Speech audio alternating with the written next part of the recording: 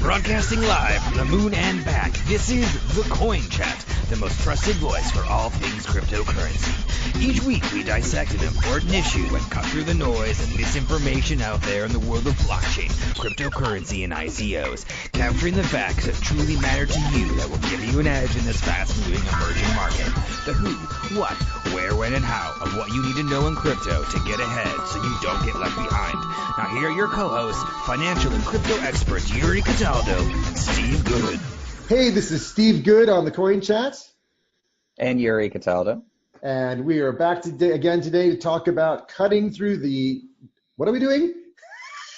We're checking out the charts in crypto today. Checking the charts. Absolutely, yeah. There's lots of different things we cover. So yeah, today we're checking out the charts. There's a lot of negativity that's still out there lingering, but I think things are turning a corner. I think we're about to see some good positive signs. We see lots of things happening. So I thought it would be good just to catch up with you, Yuri, as we've been doing, and talk about the charts since the SEC didn't announce anything. And well, we kind of hinged all of our last, review based on the SEC, which said nothing. Right.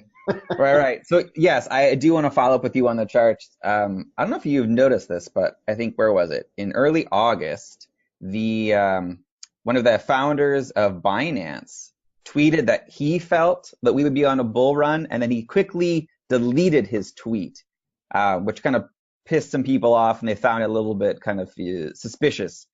Here we go. It was on August 29th he tweeted that, and then quickly deleted it. So, other, let's say, thought leaders in the space keep on talking about potential bull market. So I do. Well, maybe the guy in Binance was just concerned about saying something that might be seen or construed as trying to influence the market, since he's from an exchange itself. That's true, because right, if you think about it, would someone from the New York Stock Exchange or the NASDAQ tweet about that? No. Probably not. Not. So yeah, that could be the why. But other people have been predicting another bull market. So yes, let's look at the chart. Tom Lee was out doing, from Fundstrat, was out presenting recently, and he said he's expecting Ether to hit 1,900 by the end of next year, 2019. Hopefully, that's Mike Novogratz, big name in the institutional world that came from the normal institutional investing in equity stocks, and what have you, who's now quite big in crypto, has said he's expecting Q1, Q2 to be a pretty, bullish launch once we start seeing institutional money moving in, which it is moving in, but he's been talking about a much more bullish 2019. Of course, the question is, where are we now? Yeah, exactly. Where are we now? Where are we going? Yeah. So, my point of view is I think that we kind of hit a bottom probably in September, but it's been very slowly ticking along, moving upwards. But I've noticed, for example, that if you look at the really long-term trend of Bitcoin trending downwards, we've crossed over that line actually just in the last day or so, which is a good indicator. But there's other indicators I look at, like short and long-term trend lines. Okay, so why don't we just pop over to the charts, and I can just show you a couple of things that are kind of interesting, and maybe we can have some interesting discussions about that. So what I've done is I've just popped up a screen from Bitfinex, which I tend to use. Now, first thing you'll see here is that what I've got is this kind of part of the downward trend that you see. Let me go back to the Bitcoin one, because that's going to make more sense now. Okay, cool. So okay, sure. Yeah, so in Bitcoin, I've got this kind of, a very kind of zoomed out view, really long term, showing this big long onward trend that we've had going down for ages. But I'm sorry, but before you do that, what does the green line mean, and what does the red line mean? Right. Okay. Yeah. So this is cool. So the green and red lines are trend lines. Now in Bitcoin terms, let me go back for a second. In the stock market, you typically find a 50-day moving average, which is a green line, and a 200-day moving average, which is a red line. Now, we typically look at those two lines because you're looking at a long-term trend, and you usually want the 50-day you always want the 50-day moving average above the 200 one, because it's a shorter-term trend line that tells you whether you're going up or down relative to the long-term trend. So every so often we have this thing where, and you see it here, which is what happened in February of 2018 when we had the Bitcoin sell-off.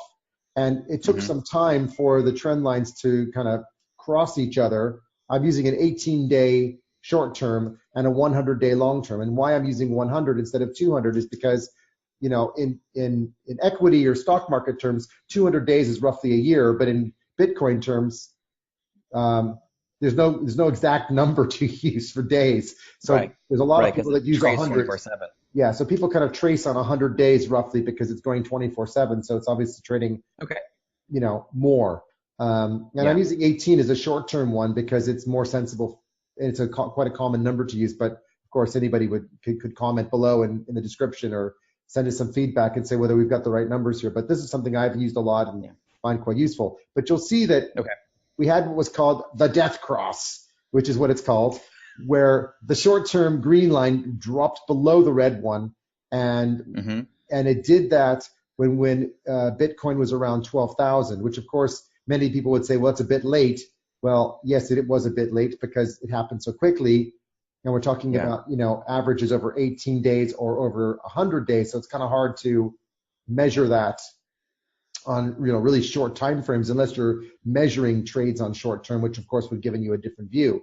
But we had that death cross, and to be honest, other than one little attempt to get out of it or two little attempts to get out of it, which occurred when we had kind of these run ups and then run down and then run up and run down, we've had, you know, 1, 2, I guess 3 false attempts to break above the trend line between the short and the long-term trend. But what's really interesting is in every one of those cases, we did not break above the long-term trend going down, which was this, you know, the line that I've drawn from back in March to present day.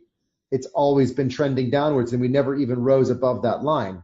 But where it's, I think, rather interesting for the Bitcoin world is that we've got kind of a reversal here where we've now actually crossed above that line, which tells us that that kind of ongoing long-term downward trend seems to have been reversed.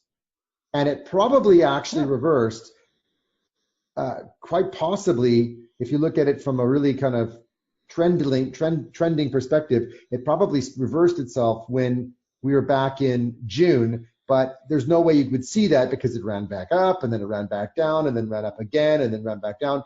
But kind of since we were looking at September, from September onward is when we've seen a more kind of gradual, stable, but slightly increasing trend, which we've been talking about on the show a few times, and that's been kind of going on for a while. But when I zoom in a bit more, what you also see is that we've actually crossed above this resistance line. We're above it. We closed above it. We opened above it. We've remained above it. That would be, for me, a really good sign if we stay there. We had thought that the SEC was going to make their announcement on the 5th of September, which they just decided to say it was never actually the case, and everyone had the news wrong. Well, either all of us had the news wrong or the SEC just changed their minds. Who knows? I mean, you know, they could say what they want. But they did not make an announcement on the 5th of November, so it didn't have any impact on anything about the ETFs and whether they're going to be approved or rejected. So we just carry on with business as normal. But for me, what's really interesting is now we're kind of getting into this place where the 18-day trend line is kind of carrying on. The red one's carrying on. They're narrowing together. The green one looks like it could be, I mean, it's hard to say here because it's, you know, very, very narrow. They're very, you know, kind of almost running parallel. But what we need to see is just enough, in my opinion, movement of Bitcoin upward that pulls that 18-day average over the red one, and then we're out of the death cross territory and we're into bullish territory. So I'm hoping that if we continue on this path, that let's just say a week from now, we may have 2 indicators that we've moved into bull market or 3 rather than 1. Excellent. Is there it's hard to tell on my side, is there a support line that you see developing somewhere, or you know, if it indicator of where it should dip?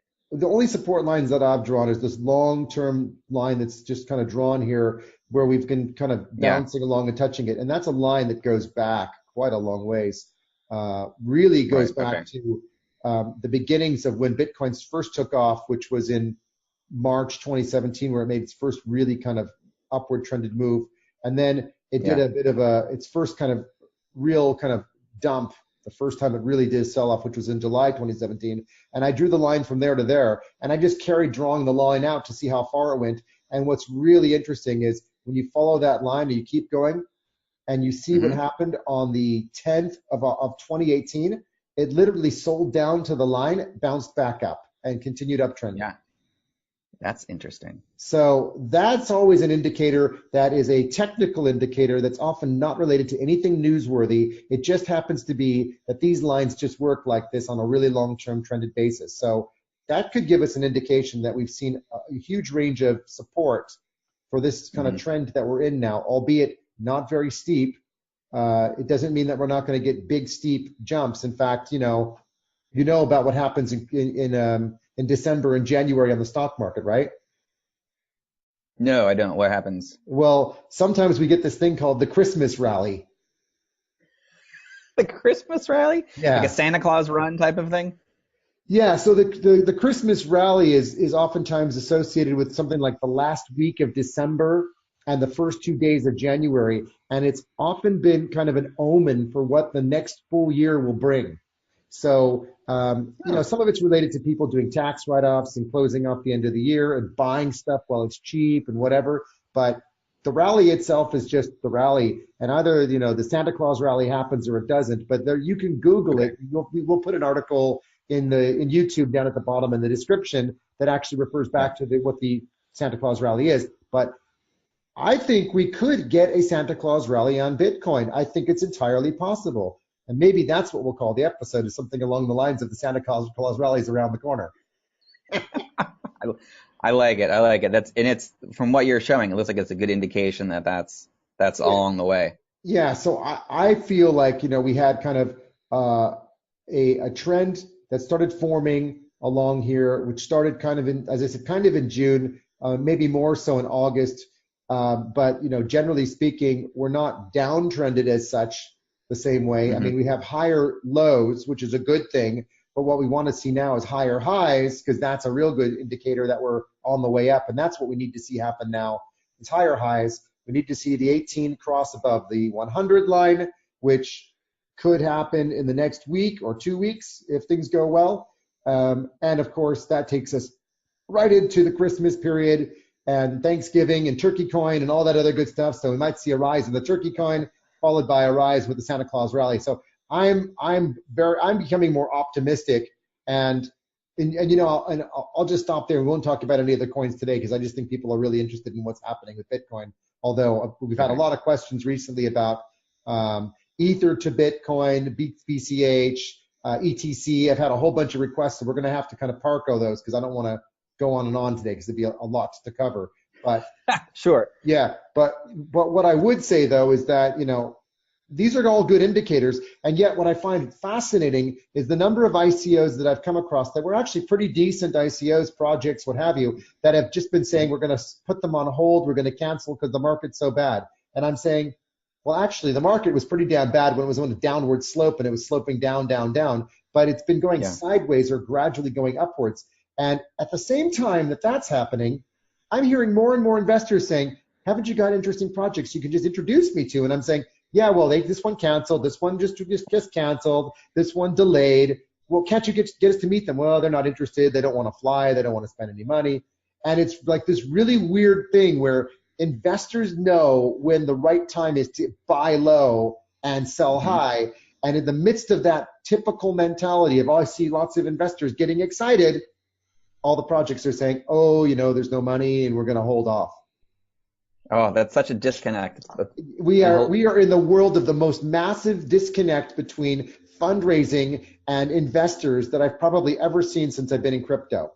I mean, it's just amazing, the disconnect where, an event organizer will contact me and say, hey, I'm organizing an event. I've got some investors. I've got some ICOs, and just says, do you have any projects or do you know any interesting, teams out there that might want to come?